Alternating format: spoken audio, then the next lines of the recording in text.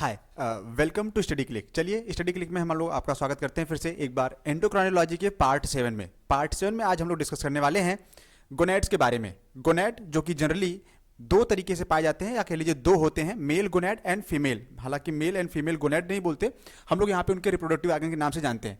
तो जो मेल में मेल गोनेड है, जिसको हम लोग मेल गोनेड के नाम से, टेस्टिस के नाम से जानते हैं, इसके लोकेशन, इसके फंक्शन और इसके स्ट्रक्चर के बारे में हमने डिटेल में बात कर ली थी।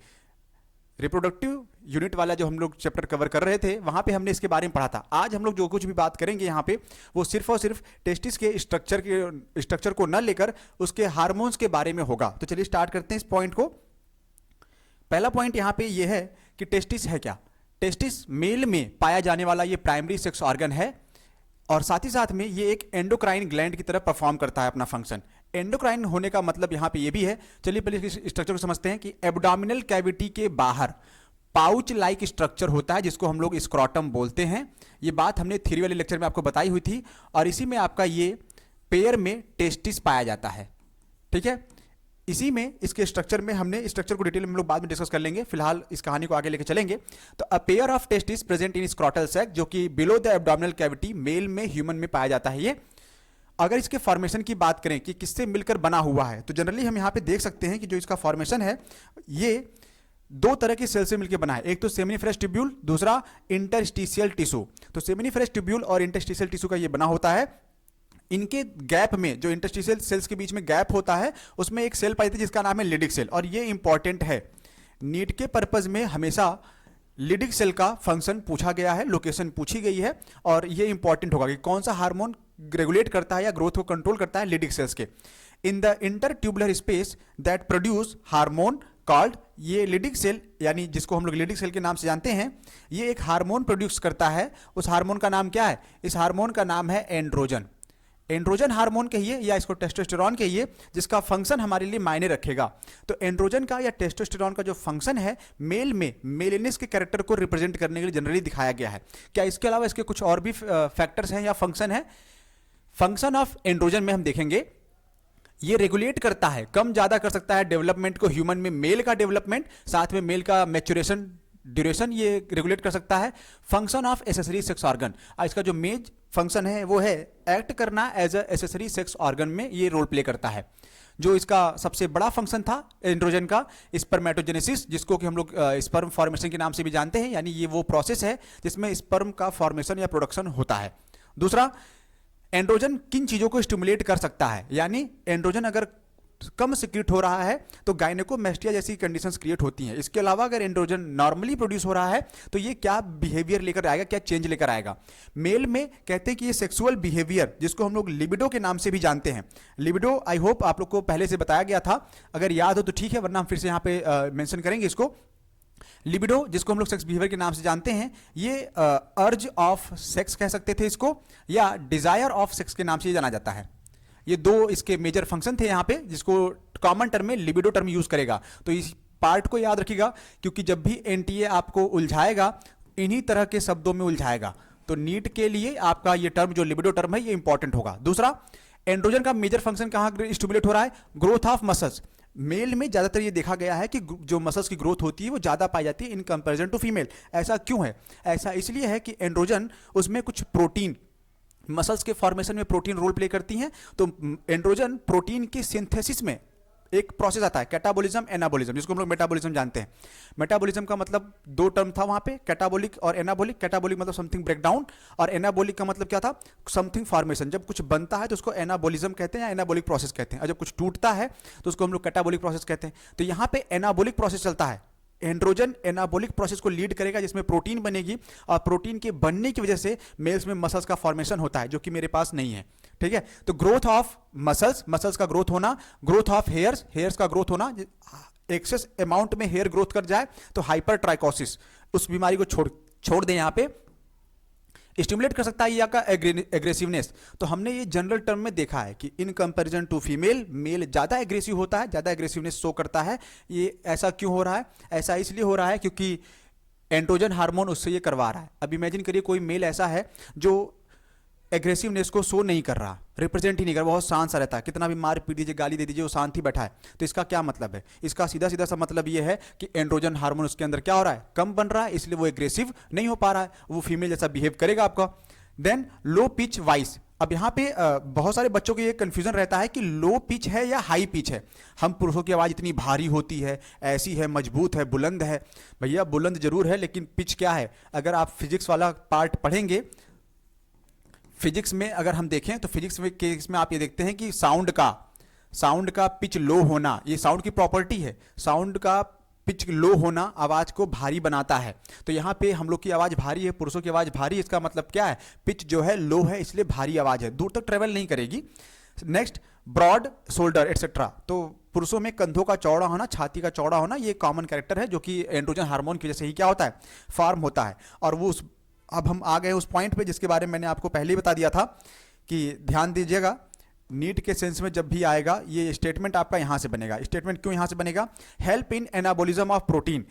एंड्रोजन स्टेटमेंट में लिख के देंगे कि क्या एंड्रोजन प्रोटीन के एनाबोलिक प्रोसेस में या एनाबोलिज्म में रोल प्ले करता है? जी हाँ, करता है, इसीलिए मसल्स का ग्रोथ ज़्यादा होता है मेल में। एंड कार्बोहाइड्रेट, तो कार्बोहाइड्रेट का भी ये थोड़ा बहुत जो है एनाबोलिक प्रोसेस करवाता है, यानी फॉर्मेशन करवाता है। साथ ही साथ में प्रोटीन पे फोकस हम लोग ज़्यादा करेंगे। अगर अगले पॉइंट की तरफ बढ़े यहाँ पे, तो नेक्स्ट पॉइंट है ओवरी। ओवरी के बारे में बात करते हैं कि जो फीमेल गोनेड है, दूसरा वाला हमारे सेंस में, वो है ओवरी। ओवरी में क्या कह रहा है? फीमेल प्राइमरी सेक्स ऑर्गन है, ये हम सभी जानते हैं, एब्डोमिनल कैविटी के अंदर पेयर में पाई जाती है, मेंस्ट्रुअल साइकिल परफॉर्म होती है, एक साइकिल में 28 डेज का समय लगता है, और हर एक साइकिल से एक दिन में एक एग रिलीज होता है या एक ओवम रिलीज होता है। हम ये सारी बातें पढ़कर आए हुए हैं, यहाँ पे हम हार्मोन की बात करने पे फोकस करेंगे। पहला point, a pair of ovaries located in the abdomen. Female में एब्डोमिनल कैविटी के अंदर पेयर में ओवरीज पाई जाती है, एब्डोमिनल कैविटी में। Next, produce one ovum during each menstrual cycle. एक मेंस्ट्रुअल साइकिल में ये एक ओवम प्रोड्यूस करता है। जनरली 28 टू 29 डेज की एक साइकिल चलती है। इसके जस्ट बाद दूसरा वाला ओवरी दूसरा ओवम प्रोड्यूस कर देगी। ओवरी बना किसका है? ये जो ओवरी है ये बनी किसकी है? ये बनी हुई है ओवेरियन फॉलिकल नामक सेल्स की और स्ट्रोमल टिश्यूज की। तो दो, जैसे वहां पे अभी मेल वाले केस में देखा था कि वो भी दो इंटरस्टिशियल्स और सेमिनिफरस ट्यूब्यूल से बना था, वैसे ये वाला ovarian follicle and stromal tissue से मिलकर बना हुआ है। ओवेरियन फॉलिकल क्या है? ओवेरियन फॉलिकल क्या रहा है? प्रोड्यूस करते हैं एस्ट्रोजन। अब एस्ट्रोजन की दो स्पेलिंग मिलती है हमको, हर बार मिला है, इस बार भी मिलेगा। तो एंड्रोजन की दो स्पेलिंग कौन सी है? सॉरी, एस्ट्रोजन की एक OESTROGEN स्टार्ट होता है, एक E से स्टार्ट होता है। दोनों ही सही हैं, दोनों ही गलत नहीं है। तो ओवेरियन फॉलिकल, अब ये इंपॉर्टेंट है, स्टेटमेंट जब बनेगा आपके लिए यहीं से आएगा कि ओवेरियन फॉलिकल कौन सा हार्मोन बनाती हैं? Female hormone. तो ओवेरियन फॉलिकल एस्ट्रोजन हार्मोन को बनाती हैं। और आफ्टर ओव्यूलेशन, जब ओव्यूलेशन होने के बाद जब ओवेरियन फॉलिकल रप्चर होती हैं, रप्चर होने के बाद जो बचा हुआ स्ट्रक्चर था जिसको हमने कहा था कि कार्पस ने लूट लिया, कार्पस ने किसको लूट लिया? जिसका नाम हो गया कार्पस लूटियम। तो जब कार्पर से लूट लिया,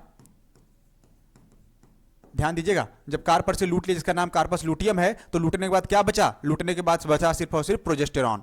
तो प्रोजेस्टेरॉन ही बचा जो कि गाड़ी के नीचे था और बाकी सब लूट गया। अब प्रोजेस्टेरॉन का फंक्शन और एस्ट्रोजन का फंक्शन क्या है, चलिए बताइएगा। और ये स्लाइड लास्ट होगी आपके पास। Function of estrogen. एस्ट्रोजन का फंक्शन क्या है? Growth and activities of female secondary sex organ. कह रहे हैं कि जो एस्ट्रोजन का मेन फंक्शन है फीमेल में, वो फीमेल के सेकेंडरी सेक्स ऑर्गन की तरह काम करता है, इनकी एक्टिविटी और ग्रोथ को कंट्रोल करता है। Next, development of ovarian follicle. अगर फीमेल में ओवेरियन फॉलिकल या मेमरी ग्लैंड का बनना होता है या बनती हैं, तो वो कहां से बनती हैं? यहीं से। किसकी वजह से बनती हैं? एस्ट्रोजन की वजह से बनती हैं। यानी ओवेरियन फॉलिकल बनेगा और साथ ही में मेमरी ग्लैंड बनेगी। मेमरी ग्लैंड का बनना मिल्क प्रोडक्शन को सिंथेसाइज या रेगुलेट करता है वहां पे। Next, female secondary sex character, जैसे हाई पिच वॉइस, मैंने ये थोड़ी देर पहले ही बताया था कि फीमेल की साउंड वॉइस की पिच कैसी होती है? थोड़ी हाई होती है, तीखी सी चुभती हुई सी आवाज़ आती है दूर से। तो ये वाली क्या है? हाई पिच है, दूर तक ट्रेवल करती है। जबकि मेल की वॉइस क्या होती है? मेल की वॉइस लो पिच होती है, कम दूर तक ट्रेवल करती है। महिलाएं इसलिए धीरे धीरे बात करती हैं क्योंकि उनको पता है कि उनकी वॉइस का पिच क्या है? हाई है। हाई पिच है तो धीरे बोलेंगे, आवाज़ दूर तक जाएगी, इसलिए वो बहुत धीरे बात करने का प्रयास करती हैं। दूसरा है sexual behaviour, that is libido. Libido के बारे में हम लोग पहले डिस्कस कर चुके हैं, वापस यहाँ पे बहस नहीं करेंगे। और ये लास्ट स्लाइड है आज के लिए, लास्ट पॉइंट भी है। Function of progesterone. प्रोजेस्टेरॉन का फंक्शन क्या है? It support pregnancy. अब यहाँ से सवाल आया हुआ था लास्ट ईयर में नीट में, एक जो सवाल आया था स्टेटमेंट वाइज वो यहीं का था। उन्होंने पूछा था कि प्रेगनेंसी को सपोर्ट करने वाला हार्मोन कौन सा है, प्रेगनेंसी को कौन सा हार्मोन सपोर्ट करता है। तो ये पार्ट आपका आने वाले अपकमिंग एग्जाम में हो सकता है। तो हम यहाँ पे देख रहे हैं कि प्रोजेस्टेरॉन ही है जो प्रेगनेंसी को सपोर्ट करता है and act on mammary gland to stimulate formation of alveoli. अब यहाँ पे वो लंग्स वाला एल्वियोलाई नहीं है जो फेफड़ों में पाया गया था, एयर सैक लाइक एल्वियोलाई हमने नाम दिया था, ये वो वाला एल्वियोलाई नहीं है। यहाँ पे हम बात कर रहे हैं मेमरी ग्लैंड में जो बने हुए थे आपके ब्रेस्ट स्ट्रक्चर। देखिएगा, कुछ समझने का प्रयास करते हैं। यहाँ पे इसके अंदर जो यहां पे छोटे छोटे सैक पाए गए थे एयर बबल लाइक, हम इस एल्वियोलाई की बात कर रहे हैं जो कि एक डक्ट के द्वारा जुड़े होते हैं आपस में।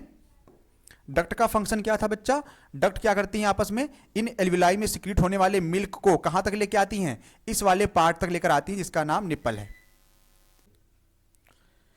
जो ये नेक्स्ट पॉइंट है इसका, जो अगर हम फंक्शन ऑफ प्रोजेस्टेरॉन की बात कर ही रहे थे तो जो लास्ट पॉइंट एक्सप्लेन कर रहा है यहाँ पे देखिएगा, लास्ट पॉइंट क्या कह रहा है, कह रहा है कि act on mammary gland to stimulate formation of alveoli. अब यहाँ पे जो ये एल्वियोलाई है ये वो एल्वियोलाई नहीं है जो हम लोग लंग्स में डिस्कस कर रहे थे या पढ़ रहे थे एयर सैक्स के बारे में। ये वो एल्वियोलाई है, अगर आपको स्ट्रक्चर याद हो किसका, जब हम लोग ह्यूमन रिप्रोडक्टिव सिस्टम पढ़ रहे थे वहां पे हमने क्या डिस्कस किया था, आपसे पढ़ा था ब्रेस्ट के बारे में, ठीक है। अगर इसका स्ट्रक्चर आपको याद है, ठीक है, इस स्ट्रक्चर में आपने यहाँ पे एक पॉइंट नोटिस किया था जिस पॉइंट का नाम था ये ग्लोब्यूल लाइक स्ट्रक्चर बने थे गोले गोले से इस तरीके से,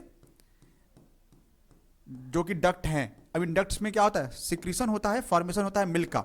और ये जो मिल्क थे एक डक्ट से, पाइप से, ट्यूब से क्या हो रहे थे आपस में कनेक्ट होके, कलेक्ट होके, लैक्टिफेरस डक्ट नाम था इनका, और कलेक्ट होके कहाँ आए थे, यहाँ पे इस वाले पॉइंट के पास। तो ये जो लैक्टिफेरस यानी मिल्क प्रोड्यूस करने वाली डक्ट हैं जिन एल्वियोलाई से अटैच हैं, हम इन एल्वियोलाई की बात कर रहे हैं जहां पे क्या बनता है, मिल्क बनता है और स्टोर होता है मिल्क। साथ ही साथ में प्रोजेस्टेरॉन का फंक्शन है कि अगर प्रोजेस्टेरॉन हार्मोन का लेवल ठीक ठाक रहा तो ये मिल्क सिक्रीशन करवाएगा फीमेल में, अदरवाइज मिल्क का सिक्रीशन नहीं होगा। तो इस लेक्चर में आज के लिए इतना ही एस्ट्रोजन और प्रोजेस्टेरॉन के बारे में। हम लोग फिर से मिलेंगे एक नए टॉपिक के साथ जो कि इसी पार्ट का नेक्स्ट मूवमेंट होगा और वहां पे हम लोग इस चैप्टर को खत्म करेंगे। आज के लिए इतना ही, बने रहिए हमारे साथ हिस्ट्री क्लिक में। Thank you.